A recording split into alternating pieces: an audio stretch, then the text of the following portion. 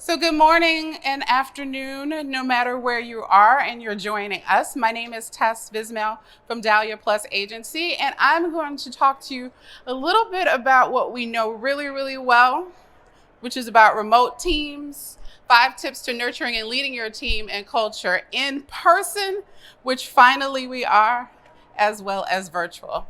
So thank you very much. So when we talk about knowing our team, do we really know our team or do we think we know our team? So would like you all to take a little time and do different points of view throughout my talk today. So to get to know what's on your lives and what's in their lives, we have to kind of talk about their hobbies, right? Their family and their fur babies. Who has a fur baby? I know I have one. I have a cat. I know dog lovers are out there, but that's okay. Cat lovers are out there too. And what will make them more efficient? Upskilling, which is a term that's been around for a long time, but we haven't really thought about it since this time when my industry, I'm a meeting planner. I do a lot in planning events similar to these, and our industry collapsed. So what happened? We had to upskill. A lot of our AV team had to learn how to do digital instead of physically pushing buttons. So think about in your industry, what happened when COVID hit and we had to shift our skill sets to make money.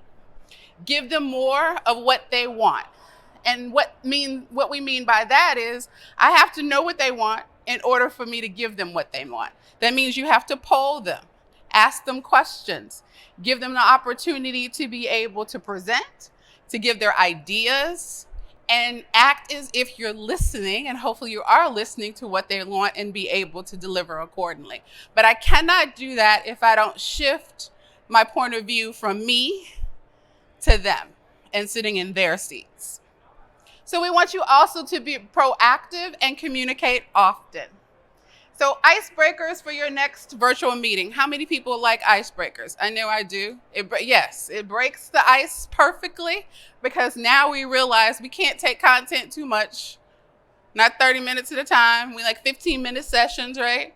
We like bite-sized things. So create a poll possibly on a scale from 1 to 5. How are you feeling today? Right?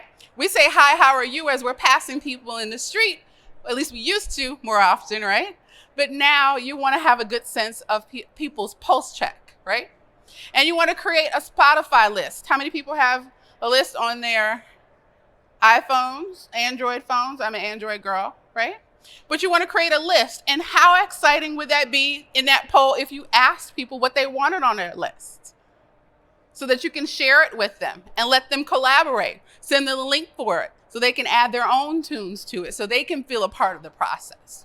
So check in with your team members. Have them buddy up. Have a leader who actually will check in and have them self-select who that would be to see how people are doing. Because no matter what has happened since COVID hit, we have to think of humanity first. That means how we want to be treated, we should treat others, right? And we want to keep track of milestones, all those attaboys. People have gotten a lot of things. I'm always telling people we need to celebrate the wins when they happen, and wins are not necessarily measured by big things. They can be small things as well. How are we motivating each other? What might mean something to someone who thinks this small might mean big. It means a lot to me when someone just says thank you. That could be a small complimentary gesture as opposed to you buying me a watch for something, right? I mean, it'd be nice, but technically I'm allergic to nickel, so I don't really wear watches, right? But a simple heartfelt thank you means a great deal. So if you want to also practice self-praise for team members to see the positive and help to motivate. But in order for that to happen, we have to stop and pause for a second and say, again, I need to switch my point of view outside of myself to see what motivates people. That means I have to stop and not make assumptions as to what works for you is going to work for the next person. So the next one is keep mindset to change. End results versus process. So sometimes people are always looking at the end. What is the bottom line? What's the bottom line? What is the bottom line? Are not concerned on how we get there and protecting the actual evolution of an organic process and respecting people along the way. Again, that's the humanity elements of it. So you want to shift your mindset and work well remotely isn't a fixed preference or personality trait, but instead a skill that we have developed. And I'm going to say we have developed because we're better at it now than we were what I call pre-COVID. Because in my world, life is either pre-COVID or post-COVID. I don't have too many memories pre-COVID. It just kind of went bloop.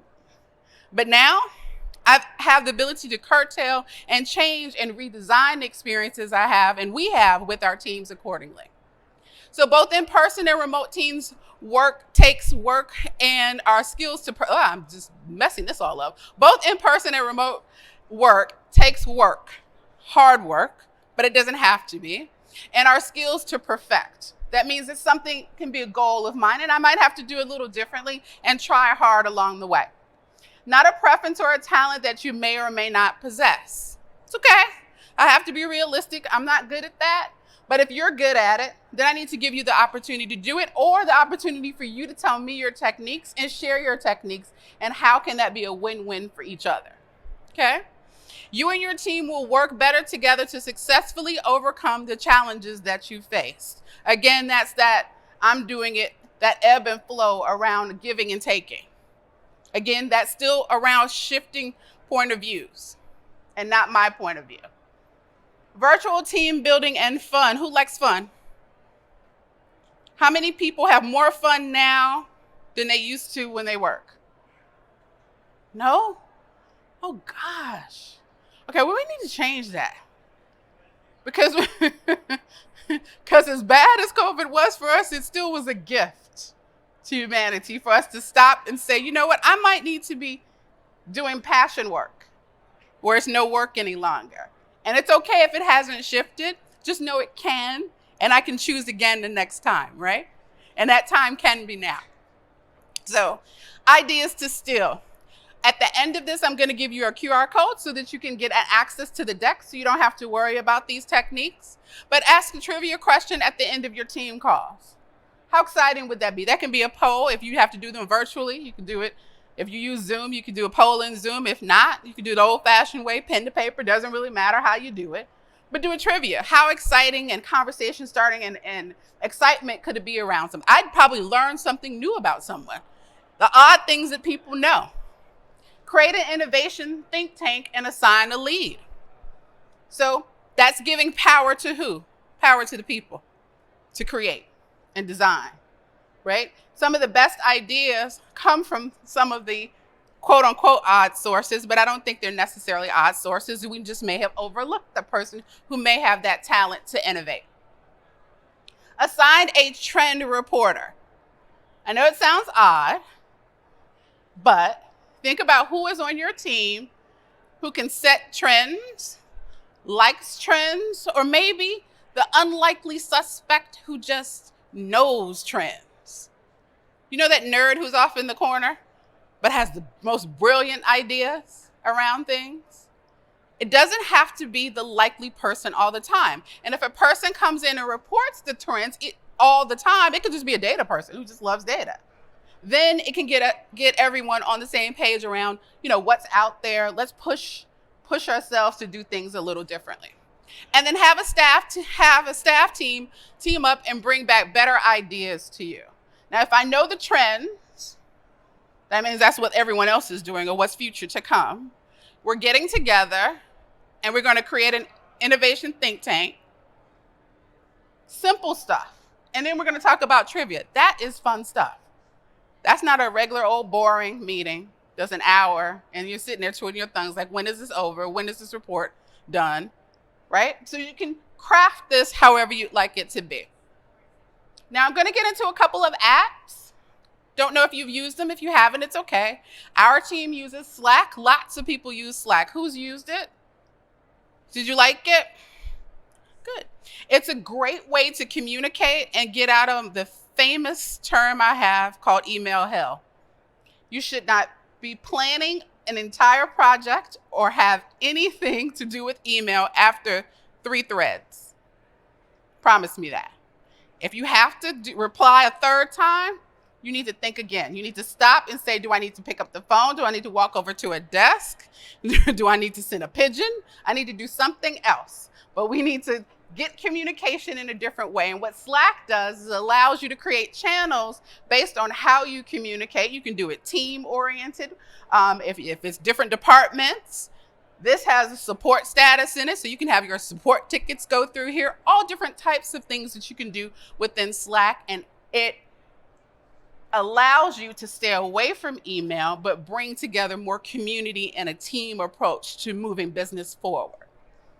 The next one is Donut. This is a standalone, but also does work inside of Slack, and it helps you put together that kind of water cooler conversation and different types of activities. So say, for instance, you're having a conversation and you want to know about what's your favorite form of potato. That is a casual conversation that people used to have when they walked the halls at the office, right? But this allows you to have different types of conversation and activities that bring those teams together. Another one is, what is a hobby or activity that you've recently picked up? Now, if I ask my teammates that, we can get to talking for hours almost. We don't say hours. 10 minutes, 5 minutes or so. But that still breaks up the day, and that is an app that does that for you. Wellness initiatives. Who has wellness initiatives? Who stops and says, okay, you all, let's take a water break? No matter whether it's face-to-face or even online. No one? You should. Because we know how important health is. Let's stop. Let's stretch for a moment. Let's just stop everything we're doing and stretch. No, you can do push notifications around it. You can just say it out loud to someone no matter where you are. But everyone is on the same page of thinking about self-care first. So meditation sessions, we could create a group for intention for the week. Like, what is our intention for the week? Doesn't cost a thing, easy to do. We can say we're doing it. And think about the power that your companies can have in doing it. Shared YouTube workout playlists. So like we talked about the playlist on Spotify, what about a playlist on YouTube around a workout or a technique that helped you around self-care? Practice gratitude to team members. Remember how I said thank you is more of a value to me than a watch? That's all centered around what? Gratitude. And maybe you have those gratitude moments and what it means to people. And again, that goes back to I need to know them and know what value they bring and what's valuable to them in order to give them something that they could feel gratitude about. And then support interactions for employees to keep team camaraderie. Again, that's asking them what they want. Happiness boosts. Now, I'm one of those happiness girls. Definitely love happiness all over the place. So take time, different point of view, create a space to share personal updates to help build connection between employees, share pictures, pets, family favorites, right? Recipes for taco day, any of those kinds of things. And again, that builds community. Our world now is focused on community. Social media has pushed the aspect of us to be able to communicate in a social type of way, regardless of if it's business or pleasure, and that's never going to change. So we need to get on the bandwagon and understand that we bring our total selves to work every day. It doesn't cut off. No matter what you thought back in the old days around IBM and the blue suit and people, you had to cut off emotion to go to work. That's not realistic, and we have to embrace other aspects of our lives. So team lunches, missing happy hour, create a virtual event to socialize, and schedule on calendars for downtime. You need to do blocks of time on your calendar that's just focused towards a certain task. So if I'm gonna set email time to respond to email, I'm not checking social at the same time. If I need to have a bathroom break and I need a woosah moment, a 15-minute, I'm gonna schedule that and block it out and walk away. And that doesn't mean walk away and pick up my phone. That means walk away and do some things that make me happy. Sparkin is an app. Again, you'll get a copy of this if you like, where you can choose a meeting and you can get a team to help you with various different types of unique experiences. So think about 30-minute experiences where you have an expert to come in and kind of talk to you about team building or various different aspects to get you all excited and motivated. No longer do you have to have an external company come in and spend thousands and thousands of dollars. Just think about moments of experiences that you can have virtually for your team to actually experience. And they curate the entire thing. They have people to actually facilitate these experiences. And you just pick that menu. Well, I want this, this, and this today for my team to experience. And you can have that really easy. And that's what it looks like. So this one is Mindful Moments with the Tai Chi gold medalist. Learn to laugh and sign and celebrate with the Chief Happiness Officer. And unlock eternal happiness, master of mystic art of Irish pub mindfulness. How exciting is that? So those little experiences that are fun and different. Happier is a company, it's an international company that you can purchase gift cards with and send to anywhere in the world. So you know how sometimes gift cards are not accepted in certain areas, or if I get one for Amazon, maybe Amazon doesn't reach that particular destination or location. Well, Happier lets you buy in group. You actually can personalize your Happier card. You can put your logo and your branding on it if you want to. And it's electronic, but it'll reach the person. But wherever they land, it'll be a vendor that can supply them in their particular area. And it's amazing what you can do with those. Airbnb experiences. I don't know if you knew this, but Airbnb has experiences as well that you can actually purchase, like Living Room Legends Scavenger Hunt. There's one with Make Mexican Street Tacos with the Pro Chef. All of those, and they're not expensive. This is one from $26 a person, $16 a person. Inexpensive moments where you don't have to be worried about planning the whole thing. You can just make it pretty simple and easy, very turnkey for you. This one I like too. This happens with a lot of virtual events these days and conferences, where this is Snack Magic, and people can receive a link to Snack Magic. They have a budget that you've set for them about how much they can spend. And then they select all of the things that they want, and they're healthy snacks and not so healthy ones in there as well. And they'll get their lovely little snack box in the mail. And it's wonderful. And you don't really have to think about gifts. They self-select it. They get it however they want to. It's great for hybrid experiences, face-to-face experiences, as well as in person. So that's my little talk for the day around how you can motivate your teams and do better about communication and getting them excited and not be bored all the time, because we need happy times. This is my promise to you. Whip out your phone right now. Scan our QR code here. Give us a testimonial about our experiences. There's also a place in there for you to ask for the deck. So you can put a Y to ask for the deck, and you can get all of our decks that we've done for all the sessions, or just this one if you'd like. And hopefully, if you have any questions, let me know. But that's how you stay in touch with us. Coverings has sponsored this area for the branding zone right across on the other side. Some of you have participated, but we are reviewing all of your social, your websites, and those types of things. In addition, we have a place where you can do elevator pitch. You actually can get a complimentary video around, you can focus it on your business, you can focus it around professional development, anything that you'd like.